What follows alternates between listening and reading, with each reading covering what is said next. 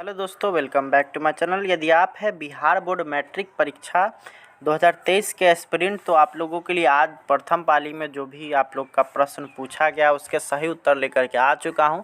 तो जल्दी जल्दी आप लोग सारा क्वेश्चन पेपर निकालिए और मिलाना स्टार्ट करिए। मेरा सेट जे है, आप लोग का जो भी सेट होगा, लेकिन क्वेश्चन सेम रहता है। सेट में क्या होता है कि जैसे मान लीजिए मेरे क्वेश्चन नंबर 1 में है, वो आप लोग के दूसरे मतलब कुछ अलग नंबर में रहेगा, लेकिन क्वेश्चन सेम रहने वाला है, तो आप लोग उसको आराम से मिला सकते हैं। तो चलिए स्टार्ट करेंगे वीडियो और क्वेश्चन नंबर 1 की तरफ हम लोग बढ़ेंगे। तो यहाँ पे आप लोग देख सकते हैं, पहला क्वेश्चन है, यदि पी एक्स बराबर 3x पे power 3 plus x square plus 2x plus 5 और q x equal to x square plus 2x plus 1 से भाग दिया जाए तो भागफल का घात क्या होगा। तो भागफल का घात इसका हो जाएगा, वो सही आंसर होगा आपका ऑप्शन नंबर ए यानी कि 1। अगला हम लोग देखेंगे, तो यदि बहुपद g x equal to 3x square minus 7x plus 2 हो तो g माइनस 1 का वैल्यू क्या होगा। तो ये आपका ऑप्शन नंबर बी यानी कि 12 हो जाएगा।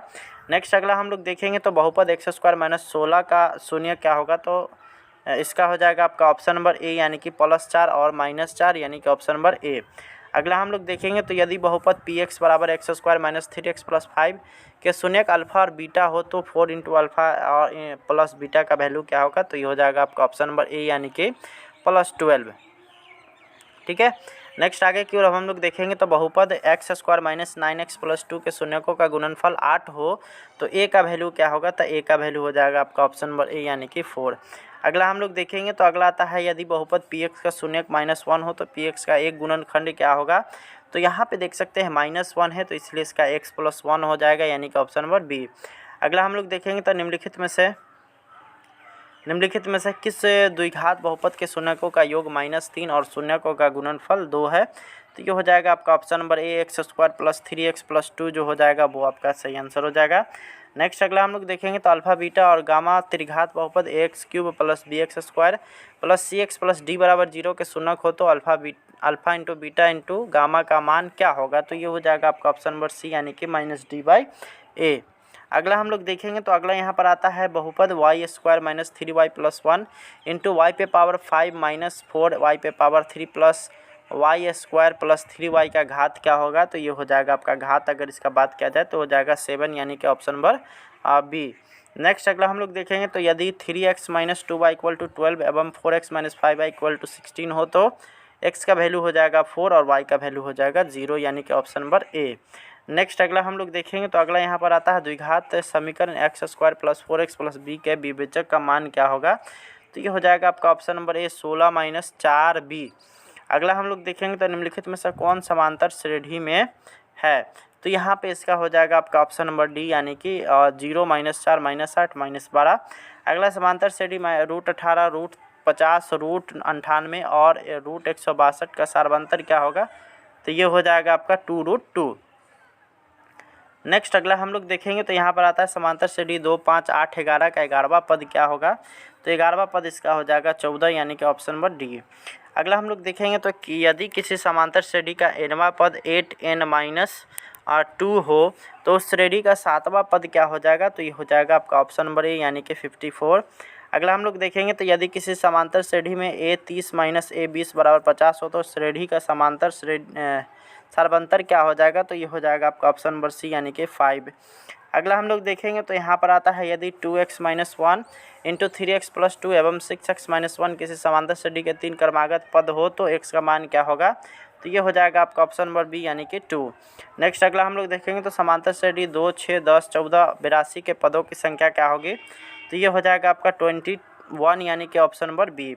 अगला हम लोग देखेंगे, तो समांतर श्रेणी 72 63 54 का कौन सा पद शून्य होगा। तो ये हो जाएगा आपका ऑप्शन नंबर बी यानी कि 9वां पद। अगला हम लोग देखेंगे, तो यहाँ पर आता है, बिंदुओं a cos थीटा 0 तथा 0 a cos थीटा के बीच की दूरी क्या हो जाएगी। तो ये हो जाएगा आपका ऑप्शन नंबर इसका जो ऑप्शन हो जाएगा वो हो जाएगा आपका एक मिनट, इसका जो हो जाएगा, इसका अगर आप देखिएगा तो यहाँ पे क्या हो जाएगा, ए स्क्वायर कॉमन हो जाएगा। हाँ ठीक है, इसका ऑप्शन नंबर ए सही करेक्ट आंसर हो जाएगा। नेक्स्ट आगे की ओर अब हम लोग चलेंगे, तो अगला आता है यहाँ पर, बिंदु आर ए बी बिंदु पी 0 और क्यू 0, 2 को मिलाने वाले रेखाखंड पर निम्नलिखित में से कौन सही होगी। तो ए बराबर 0 यानी कि ऑप्शन नंबर ए।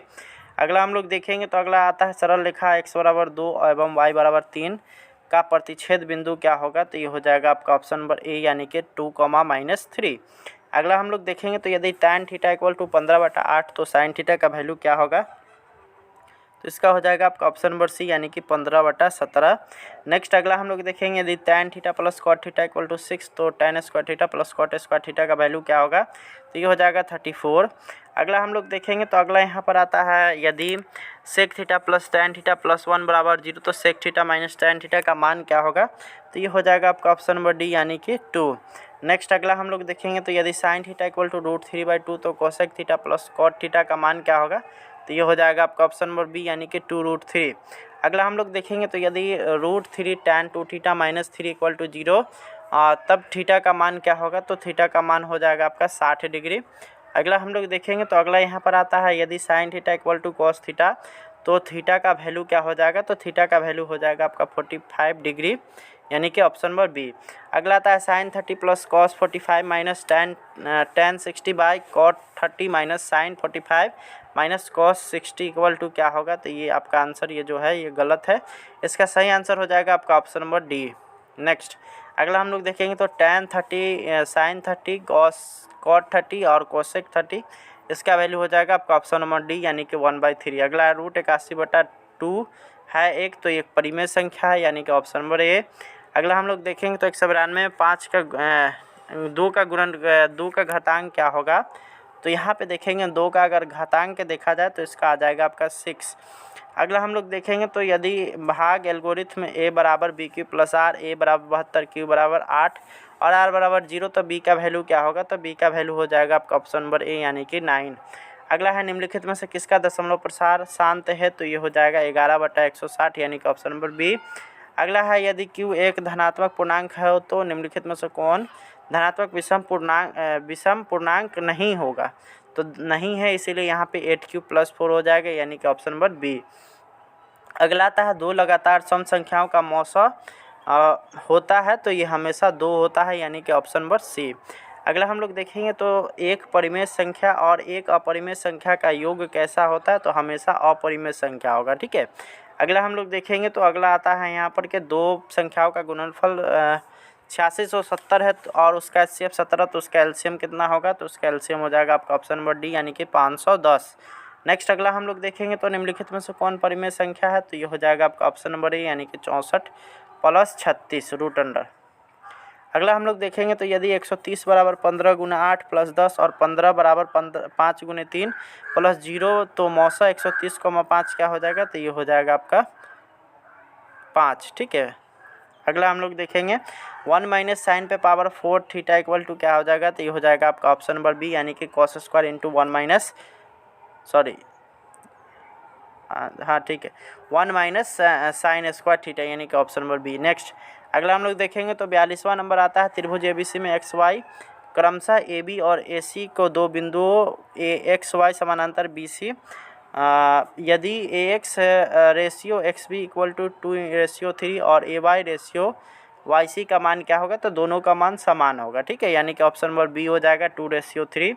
अगला है दो समरूप त्रिभुज के क्षेत्रफलों का अनुपात 121:64 है, तो उनके संगत माध्यिकाओं का अनुपात क्या होगा, तो ये हमेशा इसका जो होता है इसका अगर बात करें तो इसका हम लोग को वर्गमूल निकालना पड़ेगा यानी कि ये हो जाएगा 11:8। अगला हम लोग देखेंगे तो दो समरूप त्रिभुजों के परिमाप क्रमशः 30 और 20 सेंटीमीटर है। पहले त्रिभुज की भुजा 18 सेंटीमीटर हो तो दूसरी त्रिभुज की भुजा क्या होगी, तो 12 सेंटीमीटर। अगला हम लोग देखेंगे तो अगला आता है एक समबाहु त्रिभुज की क्षेत्रफल 36√3 सेंटीमीटर स्क्वायर है, तो उसकी भुजा क्या होगी, तो उसकी भुजा हो जाएगा आपका ऑप्शन नंबर ए यानी कि 6 सेंटीमीटर। अगला हम लोग देखेंगे तो दो प्रतिच्छेदी वृत्तों के उभयनिष्ठ स्पर्श रेखाओं की संख्या क्या होगी, तो ये हो जाएगा आपका ऑप्शन नंबर बी यानी कि आपका हो जाएगा 2। अगला हम लोग देखेंगे तो यहाँ पर है एक वृत्त जिसकी त्रिज्या 7 सेंटीमीटर है, किसी बाह्य बिंदु पी से स्पर्श रेखा पीटी की लंबाई 24 सेंटीमीटर है, तो ओ केंद्र से ओपी की दूरी क्या होगी, तो ये हो जाएगा आपका ऑप्शन नंबर सी यानी कि 25 सेंटीमीटर। अगला हम लोग देखेंगे तो किसी बाह्य बिंदु पी से वृत्त पर खींची गई एक स्पर्श रेखा की लंबाई 17 सेंटीमीटर है, तो पी से उस वृत्त की खींची गई दूसरी स्पर्श रेखा की लंबाई क्या होगी, तो ये 51 सेंटीमीटर हो जाएगा। सॉरी, ये जो हो जाएगा ये 17 ही सेंटीमीटर होगा। यहाँ पे जो है गलत 51 सेंटीमीटर लगा हुआ है। अगला हम लोग देखेंगे तो अगला यहाँ पर आता है यदि 7 सेंटीमीटर त्रिज्या वाले वृत्त के लघु वृत्तखंड का क्षेत्रफल 14 वर्ग सेंटीमीटर हो तो दीर्घ वृत्तखंड का क्षेत्रफल क्या हो जाएगा। तो इसका आप लोग आंसर देख लीजिएगा अपने हिसाब से। अगला जो है यहाँ पर है 50वां नंबर, एक वृत्त का क्षेत्रफल 154 सेंटीमीटर स्क्वायर है तो इसका व्यास का वैल्यू क्या होगा। तो ये हो जाएगा आपका 14 सेंटीमीटर। तो हम लोगों ने इतना ही क्वेश्चन का आंसर तैयार किया है। आपको अगर वीडियो पसंद आए तो लाइक शेयर सब्सक्राइब। मिलेंगे नेक्स्ट वीडियो में, तब तक के लिए धन्यवाद।